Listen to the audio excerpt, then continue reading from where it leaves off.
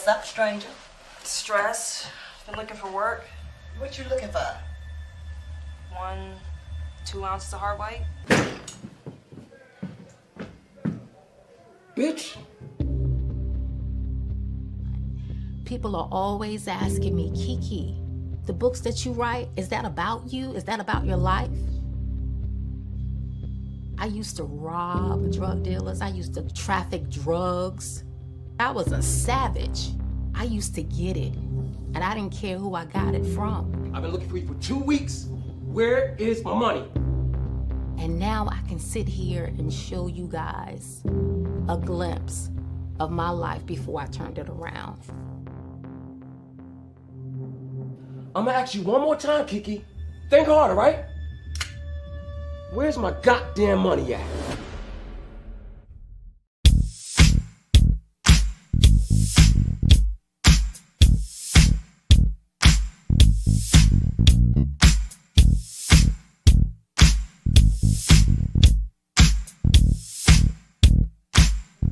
Mrs. Santana, you look stunning. What are you wearing?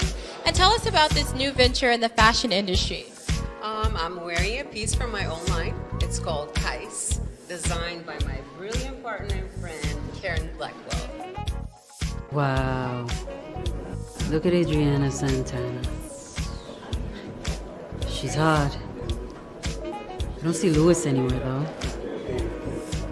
I noticed Sheldon Chisholm and his family are here.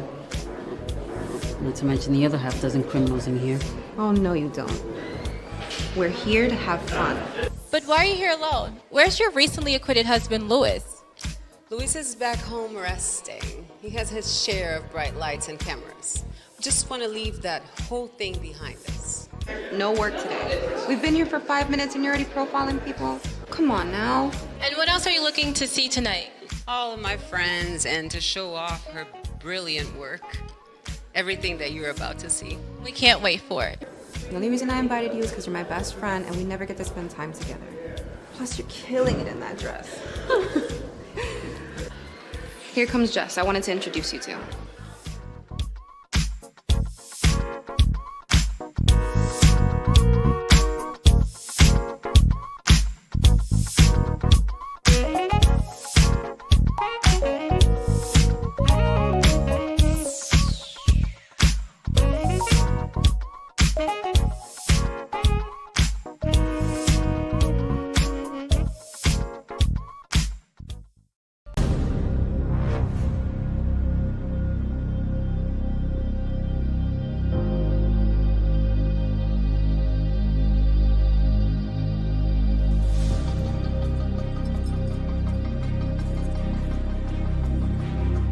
When you done?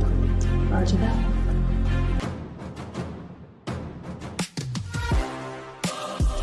Then why do you have it? She told me to keep it! I'll be out in a minute. Stop with the lies!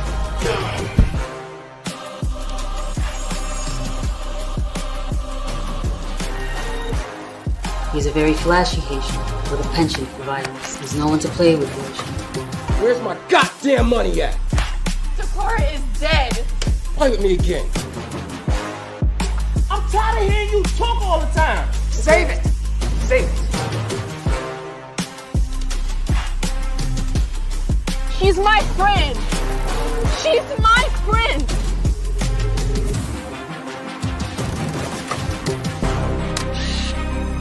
But I will not give up. I will not give in. And I will not get caught. Time to go hunting. And the winner is Wes Clark. Congratulations.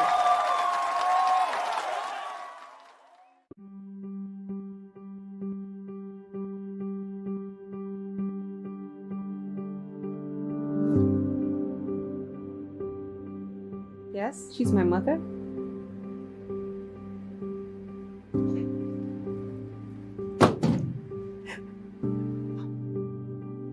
Rock stars. There is nothing like those wild, rebellious party animals. Entry number 60. When I decided to pursue acting, I never thought it was this difficult after weeks of being homeless, jobless, sleeping on my friends' couches. I'm finally here! Just take care. What are you doing? Yourself. Shh. What's going on? Drive, they're Terry. coming.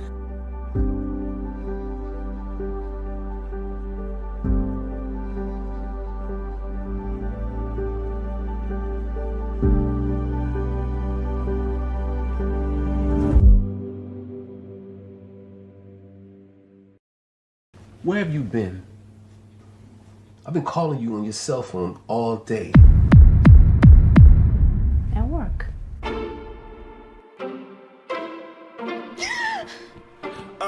Faith wake up, dope sick, fiending for a snip. Left the house, ain't tell her husband she was gone, she just dipped. Why is it that you are taking large sums of money out of our account every single day? While her family's at home, she's out there chasing that high. Roaming up and down the block, she run into this pimp guy. He's conversating with her, asked her if she tryna make cash. Next thing you know, she's in front of the pink house selling the ass. Then she gets dope sick again. She need that boy, so she out there searching again. She's tired of her life. For years she done wrong. Now she wanna do right. She go to rehab to get the help she need, and she tell her family.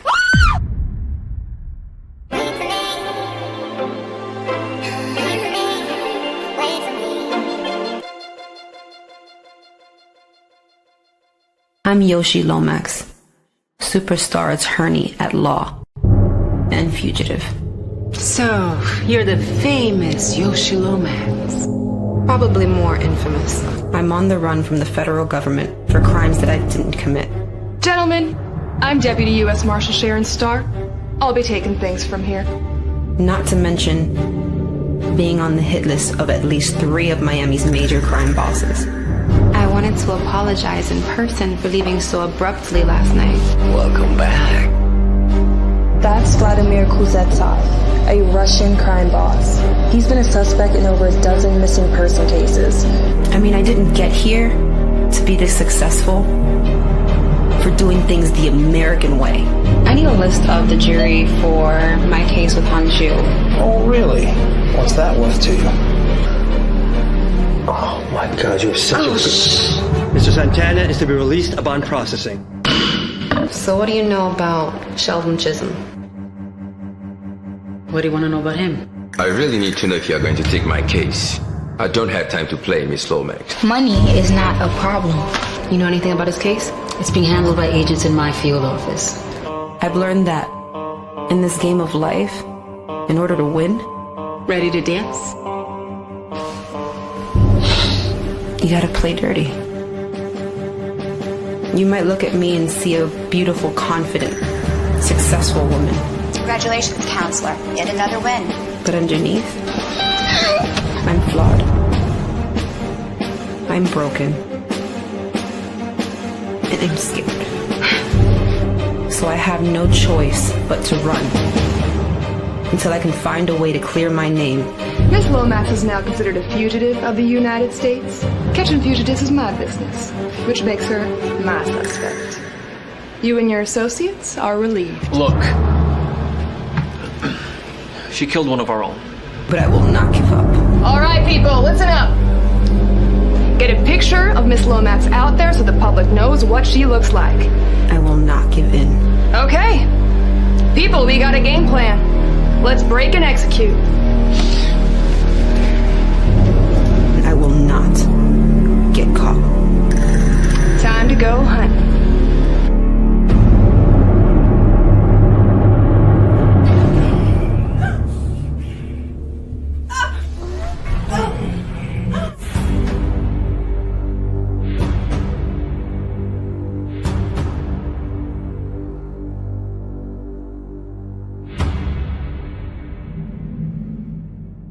Chastity, Maria, Sydney, Mackenzie, and Lucy. Well, hello, ladies. I'm Bella. I have a question for everyone. Why do you think rich men cheat? Control, attention, power. Here, you will learn how to gain ownership of all. Are you ready to take that step?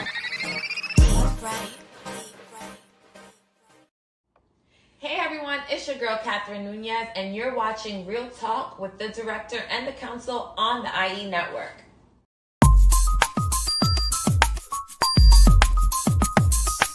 Real Talk. Hey, I'm Gina Lou, and you're listening to Real Talk with the Director on Dollhouse Radio. Hey, what's up? It's Logan Browning, and you're listening to Real Talk with the Director on Dollhouse Radio. Real Talk. Hi, this is Alana De La Garza, and you're listening to Real Talk with the Director on Dollhouse Radio. Hi, I'm Diane Franklin from Better Off Dead and Bill and Ted's Excellent Adventures. You're listening to Real Talk with the Director on Dollhouse Radio. Hi, this is Monique Capri, and you are watching Real Talk with the Director on Blog Talk Radio.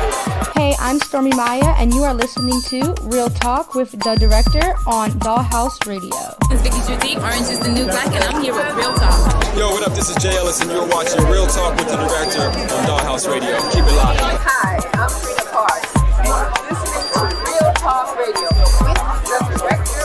Hey, I'm Issa Rae, and you're watching Real Talk with the Director on Dollhouse Radio. All I'm offering is the truth, nothing more. Nothing more, nothing less. The truth and only the truth. You can't handle the truth. What's going on?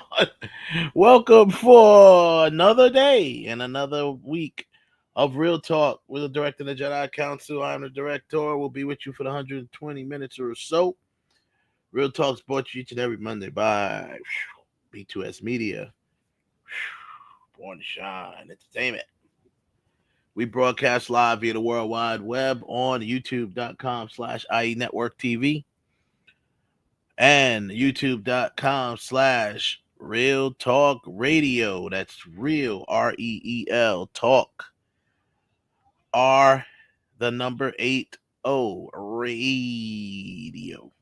The number 8DO, sorry.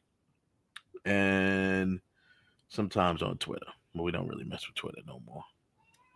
X, whatever you want to call it. Anyway, it is now the 24th. We've had this weekend two major award shows. One being the NCAA. Look at me. NAACP. See, I got sports on my mind. I got the sports on my mind. NCAA. Blah. It's Black History Month. NAACP. Image Awards. And, of course, we had the Screen Actors Guild Awards, a.k.a. the SAG/AFTRA. We just call it the SAG Awards, right? So that happened. Two major awards. A lot of big winners, and we'll go over that a little bit. We also have lined up for you.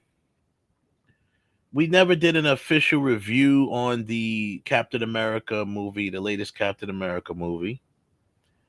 Captain America Brave New World. We'll talk a little bit about that. And I want to talk, I want to talk a little bit about this so-called controversy that's happening with Captain America Brave New World, which doesn't even make sense to me. Anthony Mackie apparently is taking a lot of flack from whatever. I don't want to single out one specific group, but it's usually the usual suspects that complain about stupid stuff like this. But they're complaining, saying that, why we want a Captain America when the guy who's playing Captain America hates America? Where they got this from, I have no idea. But that's what's being said. It's mostly being spread amongst conservatives, conservative radio. And I hate to have to always mention that this group of people, because I'm so sick of making things political. They complain all the time about making things political, and they're the ones that make things political. It's just like, so now they're saying that, and it's actually spread a lot because Joe Rogan show mentioned it. Now Joe Rogan is big on conservative radio. He's big with conservative listeners. That's his demographic.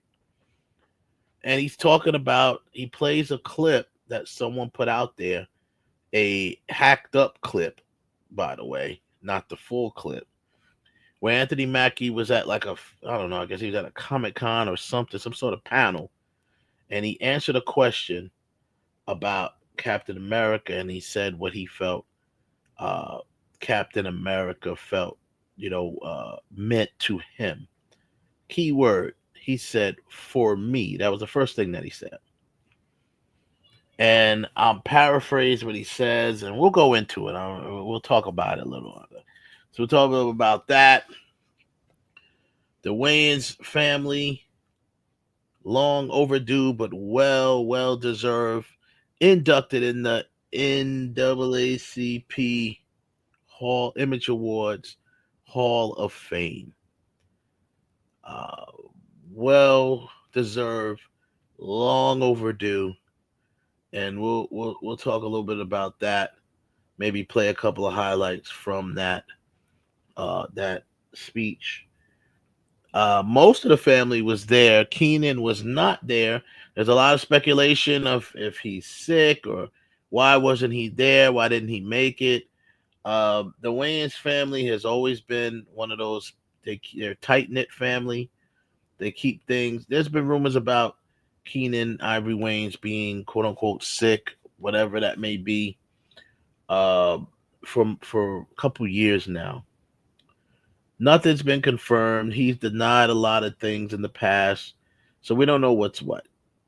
I'm not going to go ahead and run with that narrative that he's sick, because he hasn't, and the family hasn't officially admitted that. So we don't do here at Real Talk, we don't do gossip, we don't do allegations, we don't do that stuff. We wait for the facts, and then we talk about it. And if there's something buzzing in the media, we'll talk about it.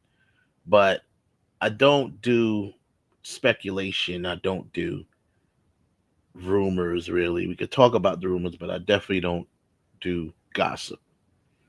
There's a difference between rumors going around and just straight gossip.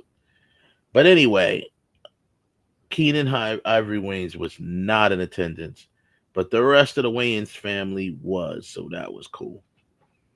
So about that, we'll talk about the winners and not winners of SAG Awards.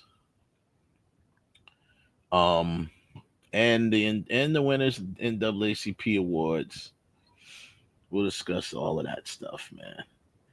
And like I said, when we'll get to this nonsense about this, Captain America, he hates America. Once again, just making stuff up out of nowhere, and throwing it out there, taking literally what the man said out his mouth and twisting it. But we'll break that down as well. Weekend recap is brought to you by BoxOfficeMojo.com. Okay, for the weekend of February 21st to the 23rd. Number 5 was Hard Eyes, 2.7 million. Number 4 is Dogman, 5.9 million. Number 3 is Paddington in Peru, 6.5 million. Brings the total up to 150 million worldwide. Number 2, The Monkey, 14 million. All right. That's only at 20 million worldwide. And number 1, Speak of the Devil and He Shall Appear. Captain America, Brave New World, 28.2 million more, which now has the worldwide total up to $289.5 million. So after basically a week running, 10 days, because it came out on the 14th, it is now the 24th. So in 10 days, they're closing in on 300 million. So it's still doing decent. I mean, is it going to do $1 billion? No. Did I expect it to do $1 billion? Hell no, I didn't expect it. But it's definitely still having a nice run. So we'll talk a little bit about that. In spite of well, I'm ready to start calling review bombing almost, and the so-called bad reviews of the film, but yet that was on Rotten Tomatoes, but yet the audience score last time I checked was serviceable audio score. So yeah, what's going on, Reese? What's going on, girl? Ain't seen you in a minute. Thank you for stopping by. Appreciate you. Of course, and as Reese said, subscribe to Heaven Hollywood IG. Check out Tubi, Playing Dirty, Candy Shop, and Groupie. Heaven Hollywood at Westcott. There we go. And we appreciate you. That's right. There's the members only Cash App. Heaven Hollywood. Always a pleasure, Reese, when you drop by and you come through and support. Everyone make sure they keep subscribe. This is some new some new info for you, Reese. I'm not sure if you know. Everyone subscribe to our new channel. It is Real Talk Radio on YouTube. That is Real Talk Radio. That would be that. That's the new Real Talk channel, which is streaming right now. Please subscribe to that. We're going to be doing a lot of extra things there, like breakdowns and scene analysis. We're going to be doing a lot of new things over there. And I do have a channel that I haven't even really launched. I launched it, but not officially yet. I have a reaction channel. It's called The Director Reacts. And that channel will be launching this week.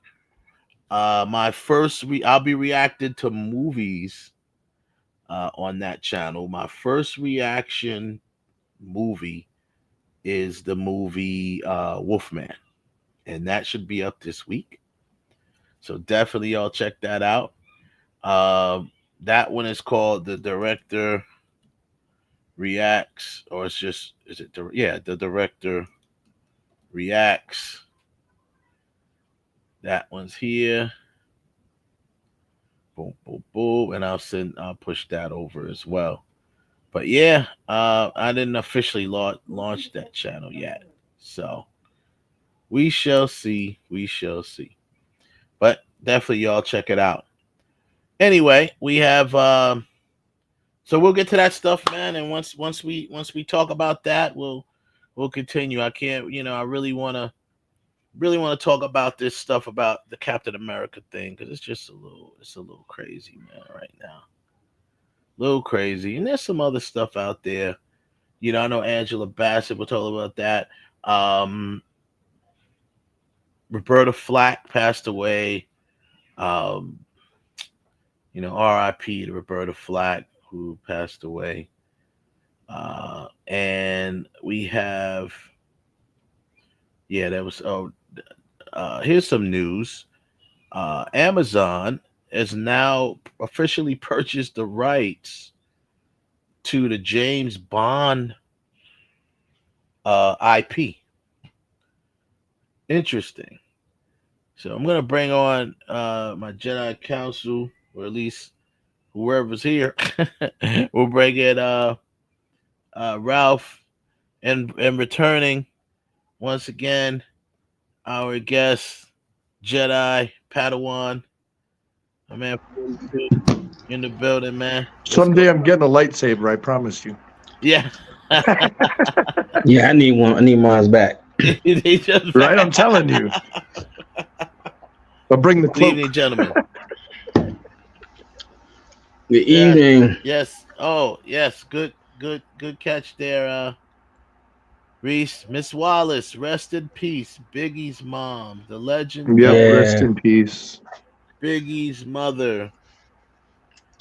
Poor woman has now left this planet without no real justice for her son's murder. No real truth. No real truth, no justice, no closure. Tons of Really. speculation, right? Which is even worse. I think at the end of this is there's tons of Yeah, speculation just it's beforehand. too much. That's all it is speculation. Yeah, Yeah, damn shame. yeah. It's good to see you all again, by the way. Yeah, man. Welcome And back, here, Good to brother. see you. Good to see you again, man. We appreciate you joining us. And as we Last talk week, I what was we like, when talk. you told me last week, I was like, oh my God, I had already committed something. And I was like, oh, I forgot. And I Oh, was it's so all mad. good, man. It's all good. Whenever, I like we love always being here. And say, I was so mad because I wanted to be here. I wanted to like blow off my commitment, but I didn't. nah, don't do that, man. No, I wouldn't. You a man, It's not in my yeah, caliber to do that, yeah. So You're a man of your word, so you go ahead and whenever yeah. you say you're gonna be here, you're here. So that's all that matters. That's Yeah, why man. when I send those things, I leave it open. I don't want it feel like it's any pressure. Like, hey, man, if you No, I can. feel blessed. I feel like this is, I got a chair in the office now. So I'm good. Nice. Yeah, so yeah, Miss Wallace passed away, man. Rest in peace to her. Bless her. There's a whole, it's a whole thing you could talk about with her, man. But she unfortunately her and Tupac's mother, who passed away several years ago, they end up leaving this planet, they end up leaving this world without no real closure and or justice, so to speak, for their sons. Tupac's was a little closer to being solved than Biggie's when it came to, it had, there was suspects, there was, a lot of, there was a suspect that was narrowed down to a main suspect that was, corroborated stories that kind of pinned that suspect at the scene. And like I said, it got further than Biggie. It still gets shut down though. It still got shut down, but it got a little further than It still Biggie. got closer the way we needed to get, Yeah, right? it got a little bit closer. You could kind of, and I mean, and to this day, Keefy D still says that, his nephew was the one that pulled the trigger. We don't know. It's possible. He doesn't have a whole lot of reason to lie about it either, though. So. Yeah, I mean, what is he? He has really nothing to lose or gain at this point. Right? There's more to lose than to gain by saying that, honestly. Yeah, it is exactly. So, because regardless of the fact you were, so I tend to think it might have a little bit of clout in it, just a little bit. Right. You're putting yourself at the scene as well, so you're definitely an accomplice. So yeah, means you knew and you let it slide, right? Exactly. Oh, he was part of it. You know what I mean? He helped instigate it. Of course, he has alleged implications that they were originally hired by Puffy, aka P. Diddy, aka Sean Combs. This is all alleged, of course. And with all of that being said, we don't know. But the bottom line is Miss Afeni Shakur, along with Miss Wallace, are now passed on, and hopefully, their souls can rest in peace. But and like we said, I said at the top, Roberta Flack passed away, and that sucks. Let me softly, Yeah, man. Will be missed. So yes, indeed. Yeah. So there you go, man. So yeah, man. So what else was going on? So like I said, the SAG Awards was last night, and it just reminded me because I saw Jamie Lee Curtis was nominated again for a movie that she was in, which I hear was a good film. But there was an article with Angela Bassett where she talks about how she that year, which was that last year? I think it was, or the year before, when she lost out to Jamie Lee Curtis for the Oscar. Jamie Lee Curtis won it for what's that? Everything, Everywhere, All at Once. Supporting role, and then you had Black Panther: Wakanda Forever, which was the role for Auntie. as we call her. Auntie. So, yeah, for Auntie. So she does say in the article that honestly she was surprised because she was expecting to win. She felt that she did enough to get it. I do agree with her. she said I was deserving of the Oscar for Black Panther. She said I finally got you on here so I can actually see the chat. So sorry about the Nice. delay, Joseph. Good to see you all. Yeah, she said I put in the time and good work. I thought it was a given. That's why she felt it was. She was She said, but in that moment, no. She said, I love applauding people because she didn't applaud. She was really she was kind of upset. You think? Yeah. Yeah. She said Because she was sure she had it too. That was the other thing, you know. yeah, I thought it was a lot of us were sure she had it. She said, but at that moment, no, I have put in time, put in good work over time. I didn't think it was a gift. I thought it was a given. That's a bar. Right. She said, I didn't think it was a gift. I thought it was a given. And you get that's a bar on many levels because you could take that and say, oh, so is she saying that it was a gift to Jamie Lee Curtis? I will. I will as well. If somebody's got to be first, he's like. I'm just saying. Listen, man. Look, I love that movie, Anything Everywhere All at Once. But if you were going to pull a supporting actress from that category, it would have been Stephanie Hsu, not Jamie Lee Curtis. It would have been her, not Jamie Lee Curtis. Jamie Lee, and don't get me wrong, I'm not going to sit here and not Jamie Lee Curtis say that, well, she's a nepotism daughter, because let's be clear, despite who her parents are, Jamie Lee Curtis has firmly established herself as a legitimate force in the industry. So I'm not going to have to. However, in this particular case, Angela Bassett has less screen time in Black Panther, but her screen time is insanely impactful. Jamie Lee Curtis is really not anybody could have played the role. I mean, she was like an IRS agent that that one scene she's sticking her fingers in the girl's mouth. It was just like it was cool. It was a cool novelty role, but it certainly was not, in my view, Oscar worthy. winning. Yeah, I feel that. I can't even sit there. No, I would say the same one. I can't even sit there and say it's even Oscar worthy. Yeah, I can't even sit there and say that. But yes, I think Angela Bassett once again was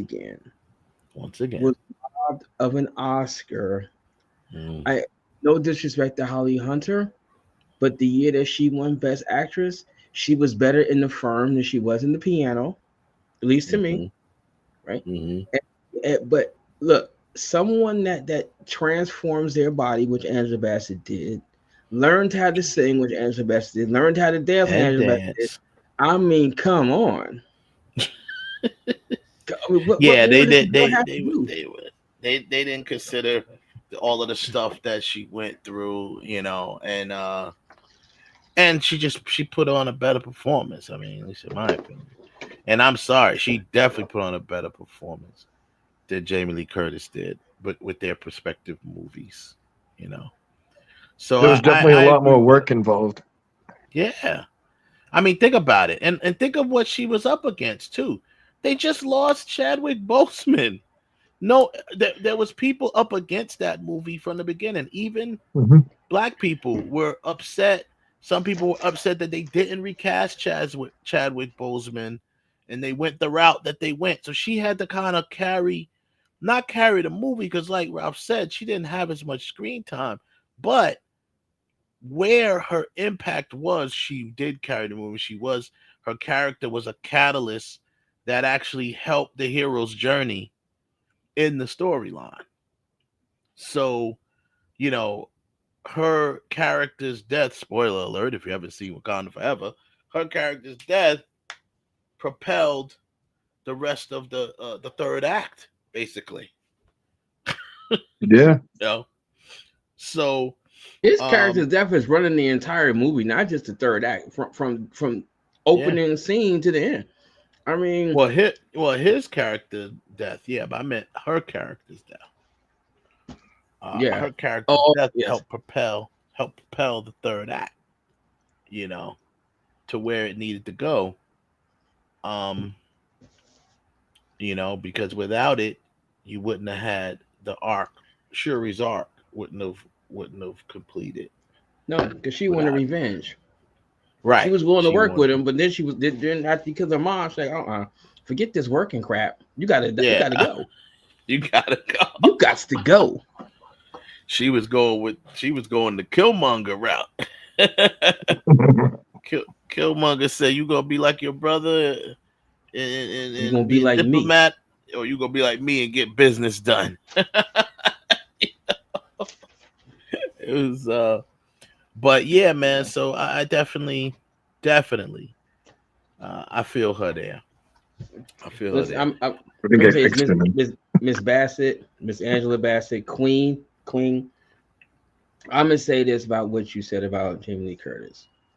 There are many people who, when we sit back and watch the Oscars, we take a long scratching of our head till we scratch our head and say, how the hell did they win? Because, sorry, Kevin Spacey, no.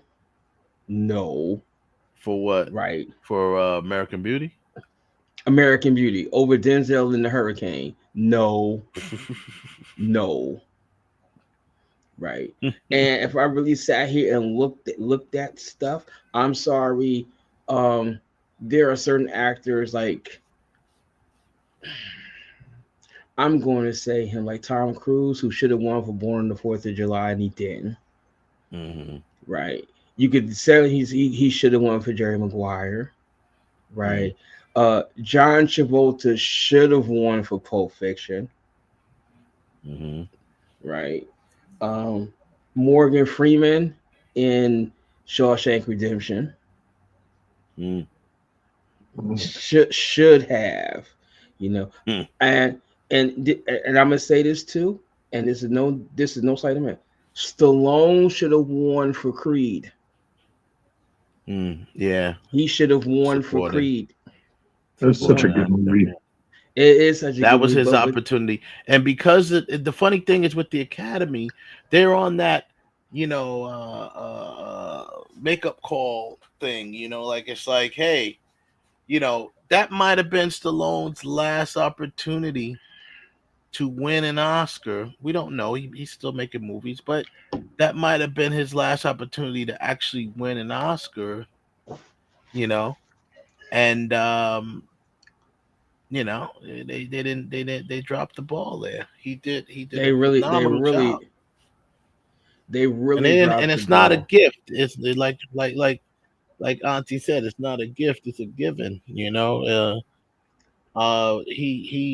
murdered that role. He did his thing as Rocky, right. But in a different aspect, not a different aspect. Character. Yeah. He's kind of like, and he's kind of like Obi-Wan in Star Wars. He's the guy that'll teach you and you get all your learning from. He's the mentor. He was the mentor. And yes, that year Stallone, because I think the thing with Stallone is that because he did so many action movies, people say, well, he just formulaic. He just plays the role. He could play an action, but people seem to forget that the guy really can act if he really wants to. I'm sorry, very underrated in Copland. If you have never saw Copland, go watch it. Get it. That not only he can act, he's a great actor, he's a great writer and director. Yeah. The man is triple threat. He does what he does, and he really kind of set a bar when it came to that sort of thing. When it came with Rocky and all that stuff. So this guy's a legend.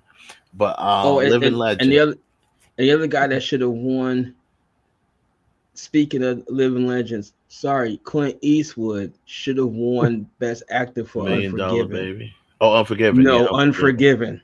I'll give you Yeah, $1 I Million thought he Baby won. too. I thought he won for Unforgiven. No, he did not. He won director and picture, but he should have won Best Actor Okay. because he was damn good. And he was another guy like he does the Dirty Harry and all these Another one movies. of those I guys. mean, come on, the guy did a movie with an orangutan. Tons of and it was good. experience. Yeah, he comes in with tons of experience. You know?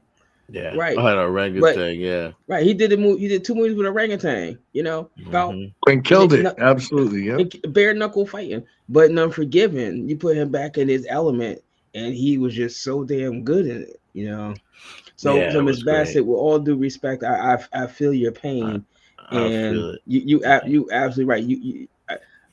You were You're added robbed to a very twice. unfortunate group. A You're really added crappy to list. very crappy list that needs to be rectified, and you don't rectify by giving her some consolation Oscar. Right. That's not how you rectify it. By giving her That's insulting, actually. Yes, it is. Well, wait, hold no. I got it in that aspect. It's not insulting. I'm gonna tell you. I asked this question to a movie critic a long time ago, and I said, "Which do you think really carries more weight? You winning an Oscar or being given an honorary Oscar?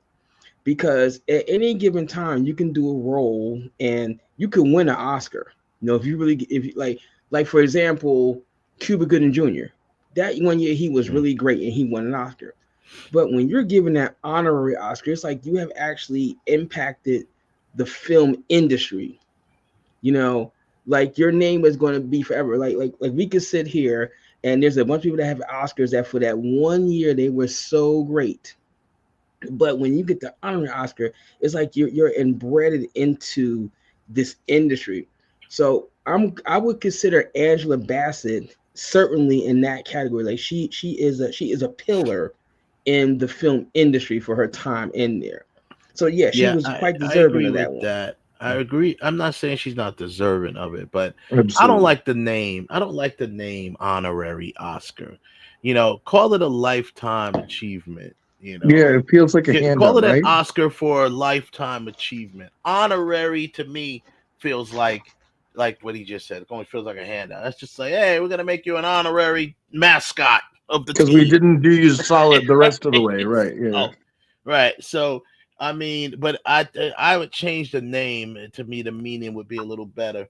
We're giving you this Oscar as a token of your lifetime achievement, in the industry, as opposed to saying it's an honorary Oscar. I don't like the wording. Makes you feel like you didn't earn it. It really does. Yeah, it just even though she did, mean, she earned it. Of course, we know she earned it, and at the same time, and you just gave it to her when you could have gave her the real Oscar. Not the real. Why didn't you give the other person the honorary one? Right. Why didn't the honorary one go to Jamie Lee Curtis? Yeah, right. You know what I'm saying? That's a really good argument because Jamie Lee Curtis could have rightfully gotten an honorary Oscar because I mean, once again, she is someone that from film one, which was Halloween, to now, she has certainly diversified herself and has made outstanding movies. So that's a really legitimate argument. Right. And it's a good argument because a lot of her films, even though they were good, were not in the genre that usually get nominated for Oscars. So that would be more than a reason to say they were more cult classic at that point. Yeah. Right. Let's give her an honorary Oscar. But I agree there. I saw Joseph put in there about the Wayans brothers. We'll get to that in a sec. I just wanted to talk about this. This is in the news. So about it real quick. Like I said, the IP for James Bond has now been purchased by Amazon. They take creative control of the franchise. That's crazy. That is really crazy, really surprising that the family that owned the IP would sell it. I mean, it must have been a lot of money. I didn't see anything where they went into the details of the deal, like as far as amounts. But I mean, Amazon, Bezos, James Bond. It probably that might have been like It's a insanity. $1 billion deal. It had to be like $1 billion deal, man. Like to buy the creative control of the franchise. I'm saying there had to be at least 2 billion because Lucas got 4 for Star Wars. Had to be at least 2. Yeah. Right? Or he got robbed. Like 2 billion. I mean, it has to be that kind of money to be able to. I mean, I never thought that family would sell this. You know, that's what happens. I mean, it all depends, man. Sometimes, who knows? It might be, down the generations, and the younger people don't care about nothing. They be like, yeah, let's sell it. We don't care about legacy. Yeah, that's a pretty big deal, regardless. Yeah, it is. I know Ralph, you just said you don't like it. Do you? What? Not what you don't like about it, but what is your fear? Do you fear that they're going to do a whole bunch of different things with it, maybe mess it up, or do you? They're gonna do what Disney did to Star Wars. Exactly what Disney has done to Star Wars. You are going to start trying to do all kinds of spin-offs of it that realistically speaking, they're gonna make series. They're gonna make. I agree. I'm gonna say this. In all the history of the James Bond movies, the only spin-off that really should have happened was the Halle Berry character. Yes, Jinx. That would have been awesome. Everything that'd have been a else legit spin-off. Right. No, I don't want to see a Moneypenny solo movie. No, I don't want to see an M solo movie that looks like how he became M before he became M. I don't want to see all that stuff. And frankly, I don't want you taking it and giving me young James Bond because we don't. No. Don't give me James Bond as a teenager when he first lost his parents. I don't want to see that crap. Right. We saw it. It's called Casino Royale. Casino Royale was Bond's Begins. Yeah, that was Casino Royale. That was Bond Begins. Here's my biggest problem with it. I'm afraid that we might get an American James Bond or an American actor playing James Bond, and I don't think we should. I think you should just. Yeah, that's kind of weird. Actors. That is weird. You're gonna get an American actor that's gonna be speaking in a British accent. I mean, the Brits do it, right? They come over here and take all the American roles. or if you we're got gonna get a strong actor. or we're gonna get this. This is what I'm fearing. You're gonna get some wimpy looking dude that's gets a whole lot of Instagram likes or has a huge Instagram following and say, oh, well, they're going to say that we could plug anybody in to play James Bond. No, you can't. You can't plug anybody. If they do that, that'd be crazy. What I think they're going to do, though, I think they would take someone who really shouldn't play James Bond, might be like an action guy, and try to plug him in to play James Bond. They might take like a Ryan Gosling or somebody like that and plug him in to play James Bond. No. I could see them doing something like that, which would not be a good idea. But, because Ryan Gosling he's a big actor and he's an action guy. Don't try to, you've already made you were successful in changing the attributes of James Bond when you added Daniel Craig. Daniel Craig's James Bond is different from everyone else's James Bond. He's more athletic. He's more aggressive. He's more, like those things kind of happen when they put Craig in, which was a success. It was a successful change. Though. But it was needed. It was needed because they needed to shake it up. You took all that campiness stuff out. You took all that campiness crap out. Took the campiness out. Yes, you took the smoothness and all that other stuff kind of came out. He grew with that though. that he gradually got smoother as the movies went on. Better and better. He got smoother as the movies went on, but he was rough around the edges from Casino Royale through like 3 more movies. Skyfall, man. Skyfall was just it was just perfect. He was perfect in Skyfall. He gave you Bond. He gave you Bond. He was Bond in Skyfall. What was that? Skyfall was what? 3 movies in? 4 movies in? Third one. Because Quantum of Solace I didn't really like too tough because it was like really more of a revenge movie.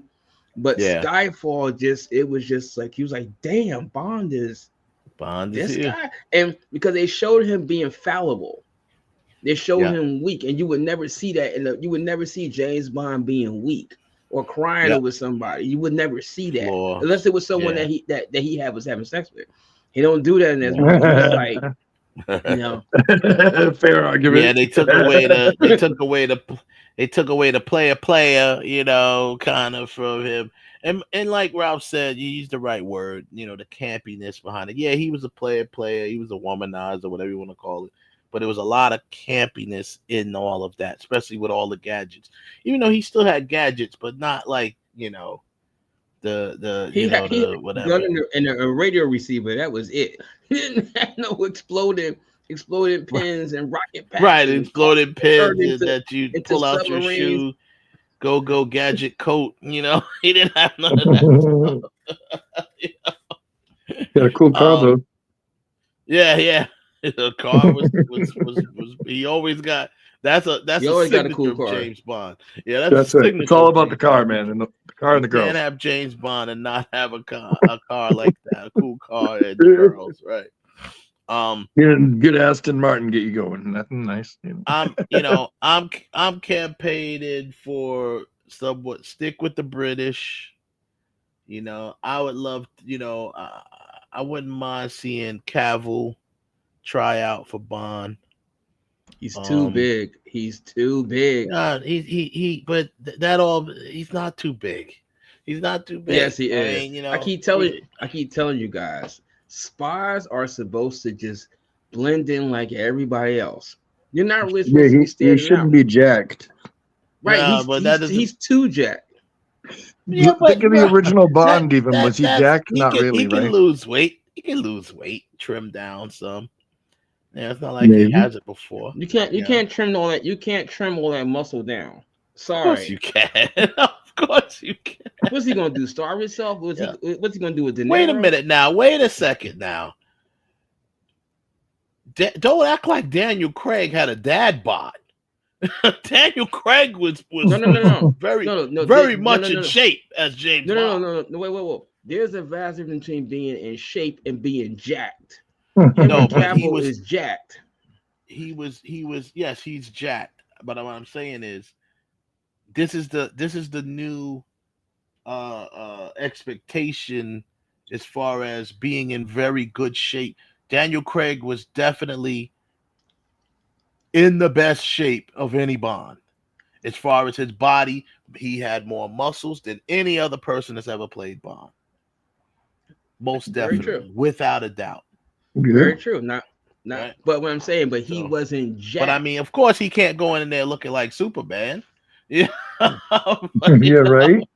He can't go in there looking like Superman. I believe Cavill could pull it off. He's a good actor. I don't think he can. That much muscle. Yeah, that much muscle. Bro, you worried about the wrong things there. He's gonna be able to pull that off. Plus, if depending on how he does this, remember, you don't need to see the muscle if they're not showing off the muscle. And on top of that, wait. No, I'm actually glad you said. Did you see Argyle that came out last year? I did. How big was he? He was supposed to play Spy. How big did he look in the movie? He still looked like he's Superman, just in the 3-piece suit. It's too much muscle to bring down. In a 3-piece suit. That's freaking great. Right? He's too like guys that are that. That's why, like, Hugh Jackman, you see him as Wolverine, but even though he's in damn good shape, he is not overtly bodybuilder type. Cavill is a bodybuilder type. Cavill, Dwayne. Bro, I heard people It's say like, did you Dwayne see The Johnson. Rock in the Tooth Fairy? Did you see Jackman in Deadpool and Wolverine? Yes, I did. But That was a he bodybuilder bod, bro. That dude had a 12-pack. Right? You see it. You That's see funny. his midsection when the that's right. clothes His got the ripped midsection, which is the midsection, which is going to be covered in by the Brooks Brothers suit. But did you see his arms? His arms didn't like if he his pulled arms out was a gun. big too. They didn't look that big. They was about to rip out the shirt. They didn't look that big. Someone like Hugh Jackman's body type would be great because once again, you can blend in and not stand out as a spy. How do you like Jackman as Bond? 20 years ago, I've been like, yes. Not now. And I think now he's too old to start playing that kind of character. Funny despite the fact that he could still play Wolverine. But I will say the caveat with that is that he's already got 20 years of playing Wolverine. He's not starting it at 50 something fresh. He can very easily slip back into it because it's like slipping on like them old jeans that used to fit before you gained those 10 pounds. You could slip back into that. Yeah. But to start a franchise like this, when you're like 45 to 50, you're too old to start this, right? It definitely plays into a younger demographic. You need someone in that early 30s, around 30, 35 to start playing the person. When you start spacing the movies out, because you brand new one every single year. It's like at least 2-year time period. You want to get the maximum out of it. No, I agree with you. I agree with that there, but now you have to wonder what really carries this franchise: the younger generation or the lifelong fans. They're the ones who carries this franchise. I don't think they really care what age he is, as long as he's awesome. You know what I'm saying? But that's very true. That's very true. They don't care who it is, but however, if you bringing in somebody that is 40, 45 years old, how many films are you legitimately going to get out of them? Maybe 2, possibly 3. That's it. That's another thing I feel is going to happen as well. I think under the new regime, we will not see a James Bond that's going to be committed for 5, 6 films. I just don't think we're going to see that anymore. No, I think they're going to try to do two and done. They're going to try to get 2 and done. They're going to be like 2, maybe a trilogy and done, 2 to 3 and done. Doesn't mean they'll choose older people, but I can see that happen. We'll have to see where it goes from here. I don't know what they're going to do, but we'll see. I think there's a really, the pool of people that they have to choose from is really good already. But I think Dev Patel's a good choice personally.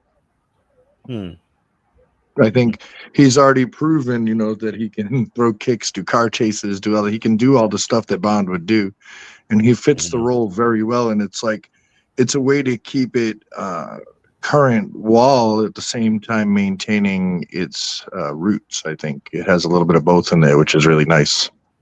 Yeah, just opinion, just a thought. Yeah. No, I hear you. Yeah, it would be interesting to see what they do with it, but hopefully they don't destroy it.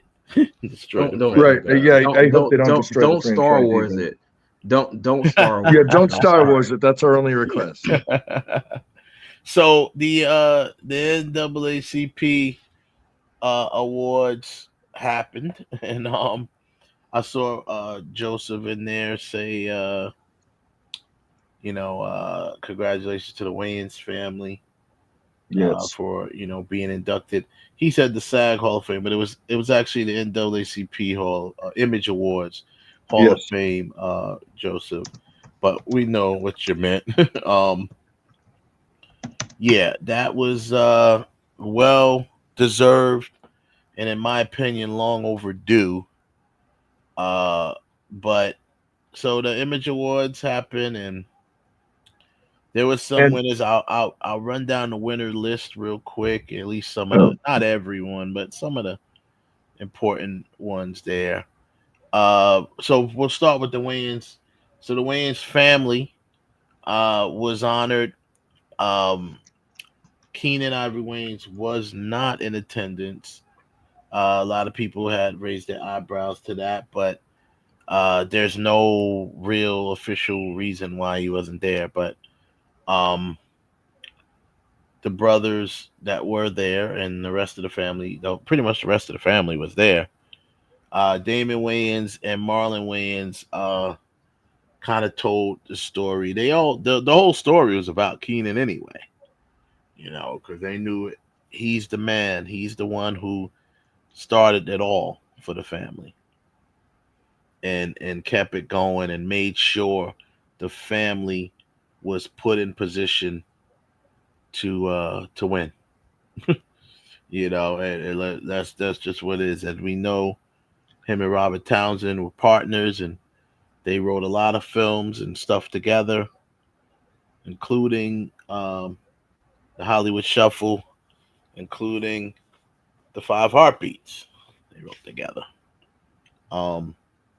So these guys were, shout out to Robert Townsend, who really, really was responsible for, putting the Wayans in people's faces with his movies, with his show. But once again, Keenan was behind the scenes a lot of the times, writing and things like that. They told some cool, funny stories, and pretty much put it all on Keenan, which rightfully so. Without him, none of this happens. So yeah, it was great though. It was a great thing. And on top of that, Damon Wayans, Marlon Wayans, and Damon Wayans Jr. all won awards that night individually. Damon Wayans and Damon Wayans Jr. for Papa's House, the new show that it's on CBS, Paramount Plus. Obviously Damon Sr. for lead character, Damon Jr. for supporting character, and Marlon won for guest appearance on Bel Air. His guest appearance on Bel Air, playing Lou, Will's father, character. So that was because Marlon is the only one, well, not the only one, but he was always focused on drama. He's a comic as well, but he was the one that came out the gate, wanting to be a dramatic more actor. serious roles, yeah. More serious roles. And Keenan was the one he told in the story that taught him how to, made him watch certain movies, Kentucky Fried Movie, things like that, making him watch these movies and making him tell him and Sean point out to him what was funny about the movie and why it wasn't funny. Really teaching them how to recognize real humor, what's funny, and in turn made them all better writers by doing that. Yeah, man. I mean, what else can I say, man? The Wayans, this family did what, to me, did a blueprint for damn near every family, especially family in the business. Create generational wealth for your family, because that's exactly what they did. And even to this day, if you go and look at the credits for Papa's House, here we are to this day.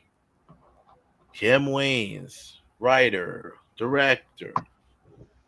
Damian Wayans, whatever, producer, writer. The other one, there was another one, Dante or something like that in there. And you got, they're all doing something on the show. Sean Wayans, writer, stuff like that. And they're all doing something on the show. You gotta love it, man. This family truly got it out the mud. Let's keep it real. These guys were broke. They were poor.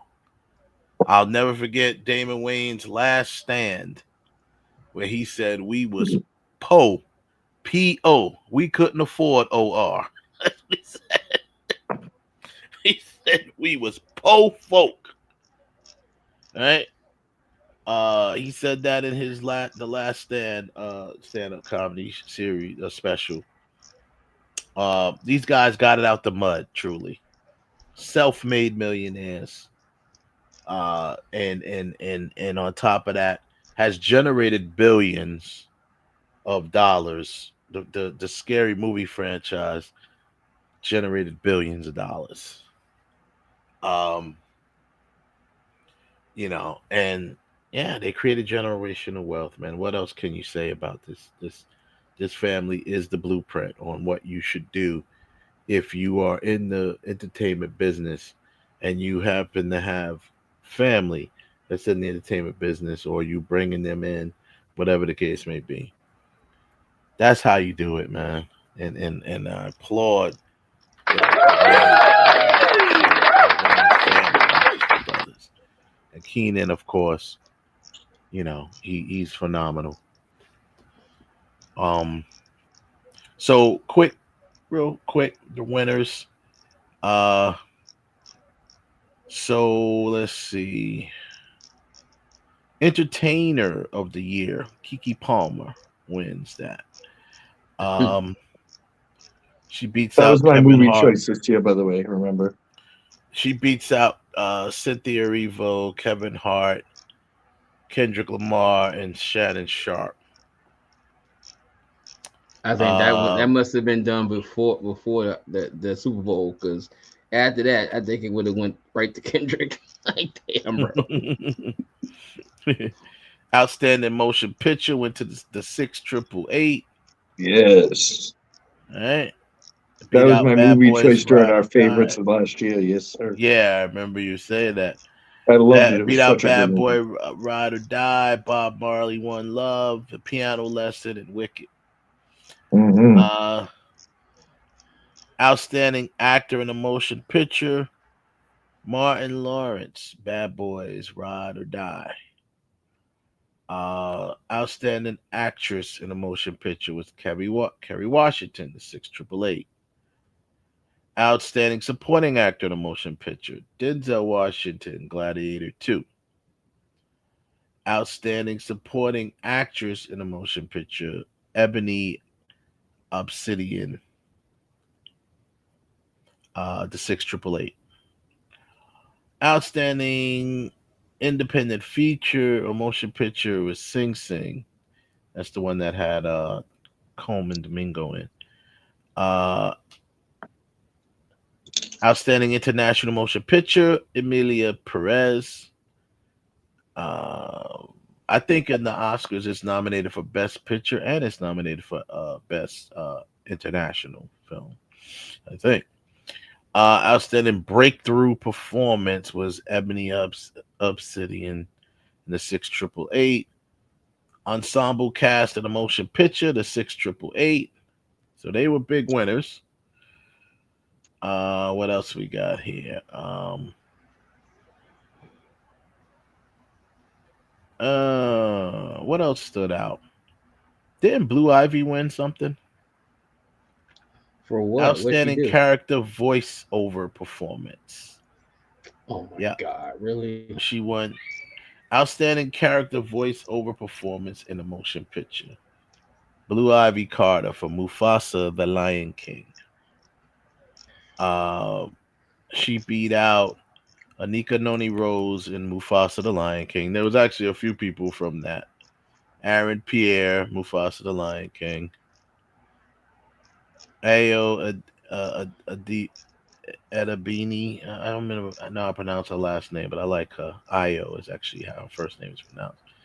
Inside Out 2. And Lupita for the Wild Robot.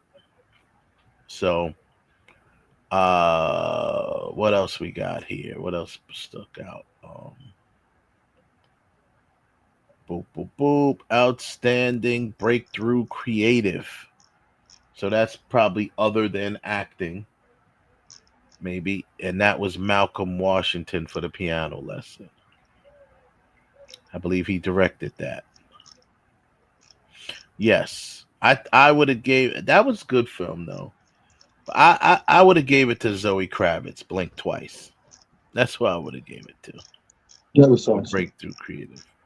That was very, very good. And for her first time. Let's see. Then we have Abbott Elementary. They're always winning something. Outstanding comedy series. Yeah, outstanding actor in a comedy series was Damon Wayans for Papa's House. I already said that. Let's go. Outstanding drama series. Cross won. Beat Out Reasonable Doubt, Found, Bel Air, and 911. Cross, okay. That's the Alex Cross series. Right? Michael Rainey Jr. won for Outstanding Actor in a Drama Series for Power Book 2 Ghost. He won as Tariq St. Patrick. Queen Latifah for The Equalizer. We just had last week. We just had our boy Terrence on, who is director of photography over on The Equalizer. So she won for Outstanding Actress in a Drama Series. Method Man, Cliff Smith won for Outstanding Supporting Actor in a Drama Series. Supporting Actress in a Drama Series. Lynn Whitfield, Shy. You gotta love Lynn Whitfield. What else stuck out to me? I see. Oh, the Jennifer Hudson Show won for Outstanding Reality Program or Game Show or series. No, not game show. Talk series. Sorry, Jennifer Hudson. The game show was Celebrity Family Feud. Jamie Foxx. What had happened was he won for Outstanding Variety Show Series or Special. Very cool. So there you go, man. That's pretty ones that and Outstanding Host of a series, competition, or game show went to Keke Palmer as well. She won for Password, which is I really like her in that, She beat out Taraji P. Henson in the BET Awards. She Steve putting in work. Harvey, Celebrity. Yep, Celebrity Family Feud. Nick Cannon, The Masked Singer. Alfonso Ribeiro, Dancing with the Stars. She beat. I love her as the host of Password. First of all, she looks damn good every time she comes out with those glasses on. Yeah, I mean that's pretty. And the funny thing is, I don't even know they showed this on TV or not. Outstanding male artist went to Chris Brown. Outstanding female artist with the Beyonce. Outstanding gospel Christian album, Live, Breathe, Fight, Tamala Mann. And then you got outstanding music video went to Not Like Us, Kendrick Lamar. They still make music videos? Oh my god. I thought that was a dead art nowadays. Yeah, man, we're gonna be bringing that back on the IE network. Block TV. We're gonna be doing we're gonna go back. We're gonna take it back, man. We're gonna start doing a music video countdown show. We're going back to that because they do, contrary to what people think, they still make music videos. They just don't be on TV no more. You gotta find them online. We're gonna start a new video countdown show. That sounds like too much work. He also outstanding hip hop rap song, of course, Not Like Us, Kendrick Lamar. So, here's interesting. Outstanding original score for a television motion picture. The original soundtrack for Star Wars: The Acolyte. Soundtrack. Yeah. Original short form documentary. This is interesting.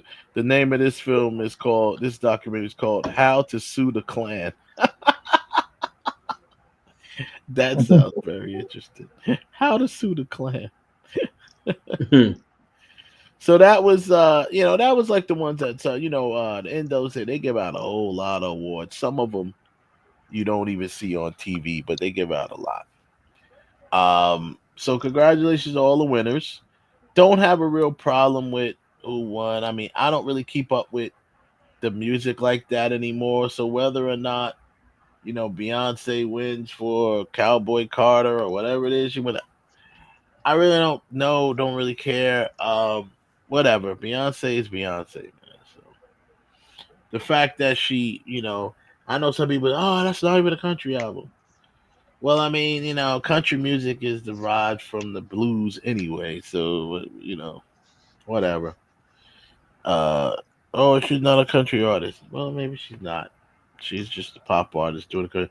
But I mean, Taylor Swift was a country artist when she first came out. She ain't no country artist no more. Shania Twain. Yeah, I mean Shania Twain. At least Shania Twain stuck more to country than Taylor Swift did. Yeah, Taylor Swift is straight pop. Yeah, she don't do no country music. She do a little bit of everything now. So I love how they what I don't like I said, I never heard the album and not a fan or whatever. But I love how they go after Beyonce about trying to do a country album, but yet they put songs out with rapping in it. Country artists do songs and they incorporate hip hop in it. All the time. Yeah, all the time. Yeah, you could bring hip hop into incorporate it so you can make money off of it. But yet, if you see someone who is not of a country genre decide they want to make a country album, and you feel it's not country enough, you wanna go crazy. That's stupid. But anyway, let's move on to the next topic. We'll go over the SAG Awards. Let's go over that, and then after that, we could kind of round it off with talking about the Superman, quote unquote, controversy, which is so stupid to call it that, but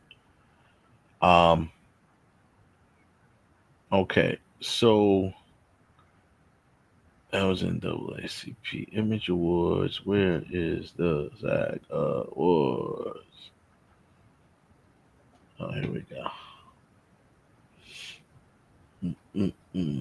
Well, I tell you, man. Oh, there they go. So we'll go over the winners list for the Screen Actors Guild Awards, SAG Awards, SAG-AFTRA, whatever you want to call it.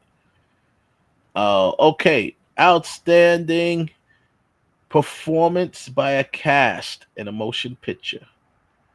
Conclave wins. Conclave is what I hear a very interesting film. And I'll leave it there. Outstanding performance by a male actor in a leading role, Timothée Chalamet. Bob Dylan, a complete unknown. He won. Now I did see his speech. I thought he put a very interesting speech when I was watching it. He comes up and says, "Hey, listen, I know that you don't normally supposed to say things like this, but I'm very happy for the win because I'm trying to be the best." He's like, I aspire to be the best. I study the best, and he named some actors, the De Niro's and whatever else whoever he named. I study the best, and I'm striving to be the best. He said, I know this doesn't automatically validate that, but it's a start. It's a start to show that my hard work is going in the right direction. Whatever. I'm paraphrasing, but I like that attitude that he had. He kept it real. He wasn't being a jerk about it. He wasn't being cocky or anything like that. He just kept it real. It was like, yo, I'm so glad that I got this award, but I want more because I want to be the best.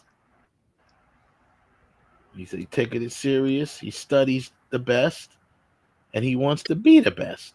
There's nothing wrong with that. I saw people online criticizing him about that.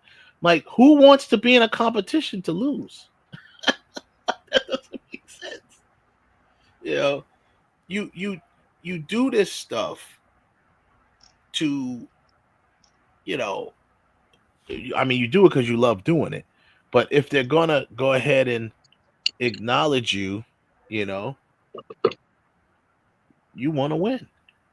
Very, very, very quick side story. I used to teach film.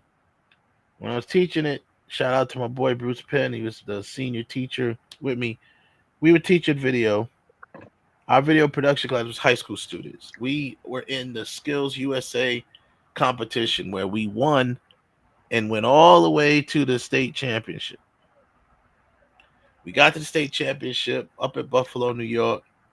This was when we were in Long Island. Long story short, we had the competition, we had the rules, we had what we had to do, our objectives. One of our students who was you had one doing the camera work and one who was doing reporting, like, news reporting. We had the one who was doing the reporting and one person was the cameraman. The cameraman student, there was another student that was having trouble with his camera, whatever the case may be. So our cameraman helps him, and in turn ended up being late on turning in their project, and thus got points taken away. And one of the reasons why we placed at like third place instead of possibly winning. And he's like, yeah, Mr. Clark, he's talking to me and the other teacher. Hey, Mr. Clark, guy was having a lot of trouble, and I felt bad for him and blah, blah, blah. And I was like, listen, let me tell you something. I may not be in the favor of people by saying this, but I said, but under no circumstances do you stop and put your team in jeopardy to help the competition. Now, I said, this is a competition, make no mistake. And we did not come here to lose. We came here to win because you earned it. You deserve it. And it wasn't nothing life-threatening. I could see if it's like someone was injured and you helped them. You know what I'm saying? Like, that's different. But they were basically having trouble with their project. In turn, you hurt your project to help them. And I don't know where they placed. They didn't win, but I don't know where they placed. But you basically put you and your team at jeopardy. And you're not by yourself. You had a partner. You had a teammate that you did not consult with when you went to help these other people. I said, so for that, I felt, hey, it is what it is. I didn't go crazy. Not like the kid got any trouble or nothing, but I said, nah, I didn't agree with that. And I stand on that. There's nothing wrong with being a good sport. There's nothing wrong with being this. You got to do that. It's all about being a good sport, enjoying whatever it is you're doing. But you're in a competition, and you're in a competition for a reason. Competition, I don't believe in participation trophies. I don't believe in that. To me, it's the wrong message sent to people to just show up and get a trophy. That's the wrong message. It's one of my biggest pet peeves too. Don't even get me started. I'll start talking about T-ball next. You don't even want to get me going, right? I know. Hey, Call me You whatever. you can't even hit a moving ball anymore, and you're gonna get a prize. Come on now. Everybody gets a trophy. I can't. I can't. I mean, I'm telling you, I don't believe in that. I don't feel it sends the right message. Now, I'm not saying that the message should be win at all costs. That's not my message. My message is you made it here because you earned it. Get in there. Be proud Be of the that. best. Right, exactly. Be proud of that. Get in there and now if you place first, second, or third place, that's fine. I'm not gonna say you shouldn't have got third. You should have won it. That's still an accomplishment out of a lot of people. But if you're gonna give everybody a trophy, what's the point about giving? What's the point of winning? I'm just thinking to myself, like, you got like gold, silver, bronze, aluminum foil. Like, what do you give out next? Yeah, everybody gets aluminum for I just showing don't up. understand. I feel that. No, there's gold, there's metal, there's bronze. That's it. I don't want to hear that. That's like you didn't get nothing. Because that alone is difficult to get the. I always lowest thought, of the like, three. personally, It's difficult. like, I thought if somebody came in fourth place and they didn't get an award, right, it made them work harder for round 2 to get that award because they were that much closer already. That's what it should do. Now you don't have to work harder. You're getting an award anyway. Who cares? Anyway. Yeah, you're getting I'm showing up. Doesn't mean a whole lot anymore, does it? Yeah, I don't believe in participation trophies. Yeah. We did place. We did place. Hey. I appreciate you, man. Hey, thanks for dropping in. Bless you, brother. Thank you for coming, Alex. That's what's up. I'm not gonna harp on it too much, but I don't believe in that, man. What is Apex? Yeah, video game. Oh, Apex video game. Okay. Yeah, man. So, okay, so we go ahead. Let's move on. Demi Moore wins for The Substance, outstanding lead actress, female actress, or outstanding female actor in a leading role. Can't say female actress because actress is a female. So, female actor. Outstanding performance by a male actor in a supporting role. Kieran Copeland for A Real Pain. Zoe Saldana won for Emilia Perez in outstanding performance by a female actor in a supporting role. Outstanding. And this is why I love the SAG Awards, because they're the only award show that gives out stunt performance awards. Outstanding action performance by a stunt ensemble in a motion picture, and that went to The Fall Guy. Yep. The stunt team of The Fall Guy. They beat out Deadpool and Wolverine, Dune Part 2, Gladiator 2, and Wicked. Because it was more like there was more direct work, I think, than CGI was part of it. With that, yeah, too. Exactly. It was way more direct work, and it was directed by a stuntman. It was pretty awesome. It was pretty awesome. Yeah, the way what it was, the guy who directed it was a lifelong stunt guy, coordinator and stuntman. So, who better to direct it, right? Pretty Outstanding awesome performance stuff. by a male actor in a television movie or limited series. Colin Farrell for The Penguin. All right. Deserved it. And female in a limited series was Jessica Gunning, Baby Reindeer. The performance by an ensemble in a drama series went to Shogun, which was a big winner last night. It was. Yeah. It was a big winner last night. Even in soundtracks, right? Even in soundtrack. Yeah, I think so. Because male actor, they won. Female actor won. Shogun. They took a lot.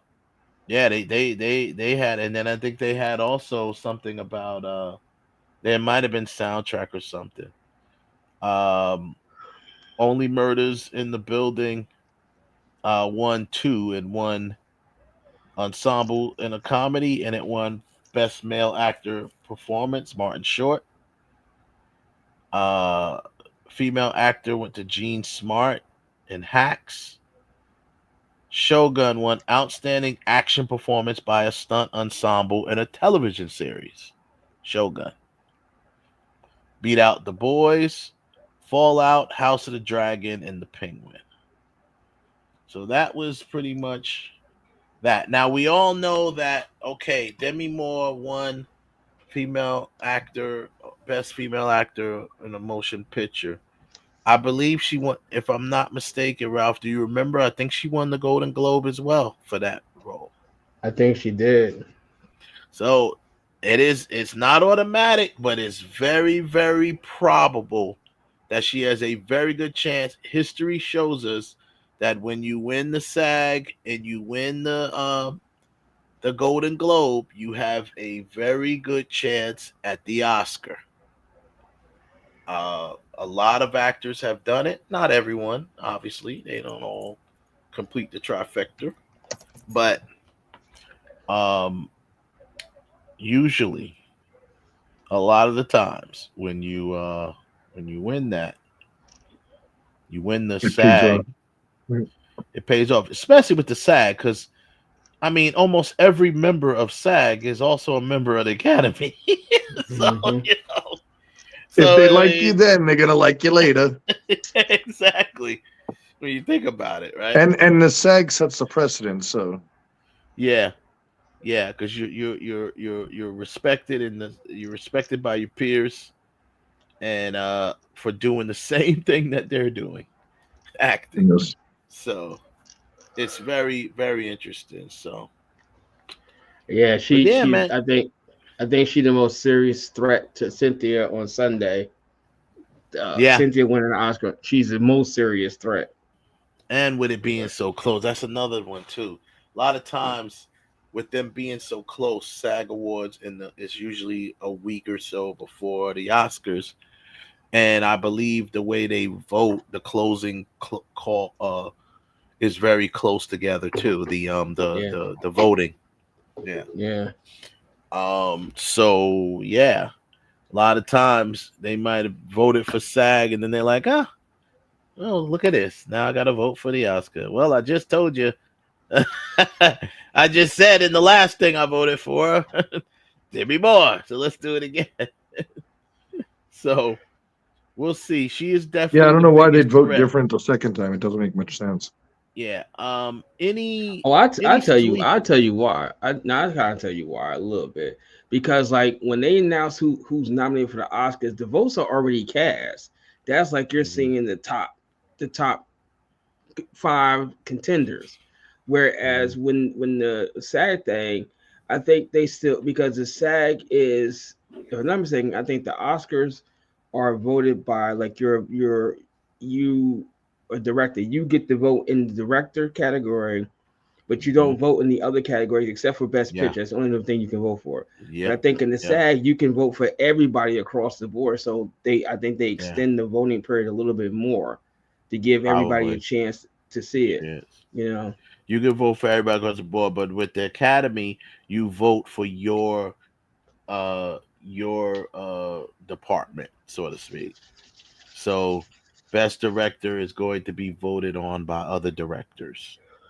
You know, I think the actors awards, like the best actor, actress, I think all actors can vote for those 4. All the actors can vote for those 4 and best picture. But the cinematographer I think everyone gets to vote best picture. Yeah, everybody votes for best picture.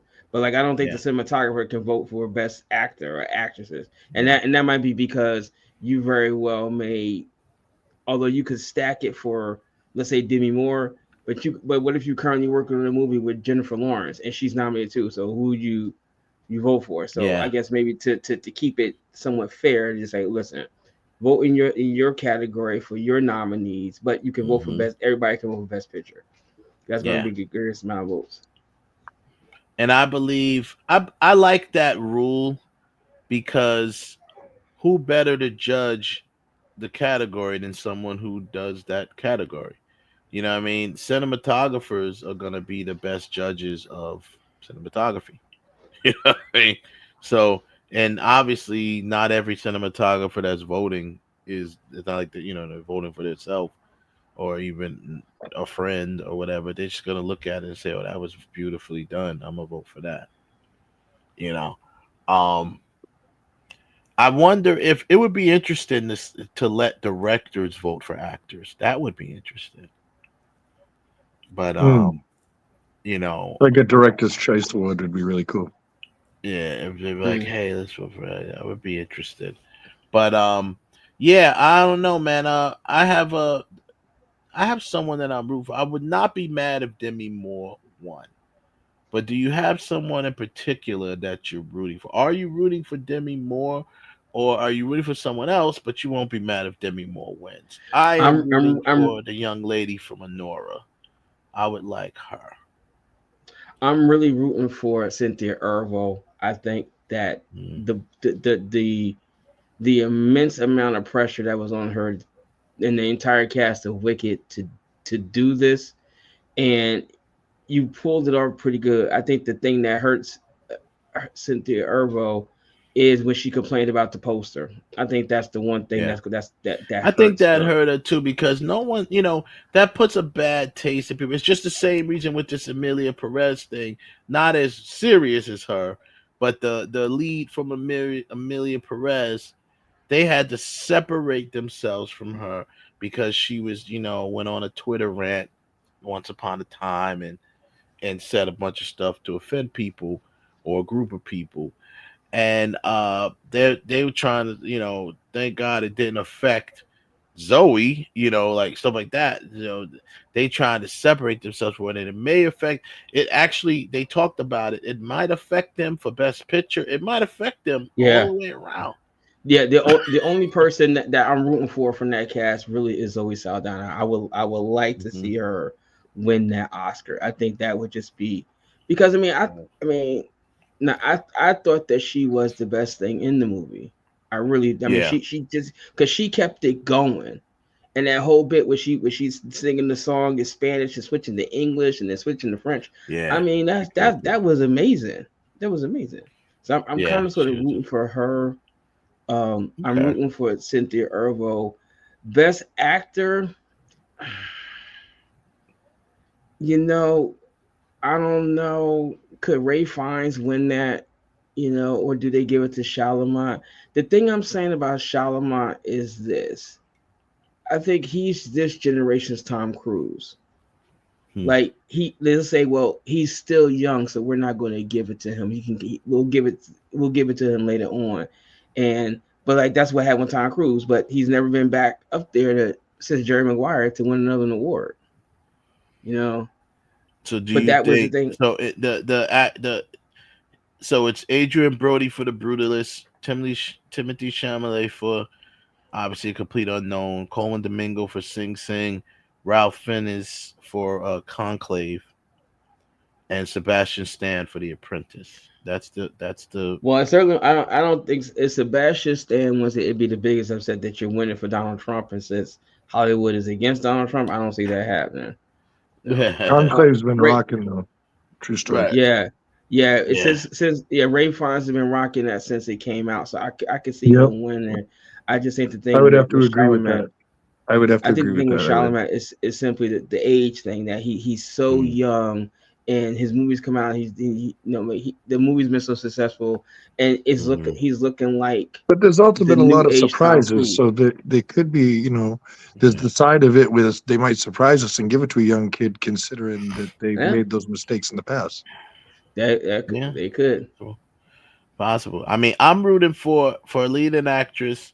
I'm rooting for Mikey Madison, which is the young lady from Honora, who was the lead. Man, that's the girl that got burnt up in Once Upon a Time in Hollywood. That got burnt up. Yeah, I know. Yeah, she was in that. She was also in Scream. Yeah. She was one of the killers in Scream 5 or whatever it was. But she did a good job in this, man. First of all, I really enjoyed Honora. I thought it was shot.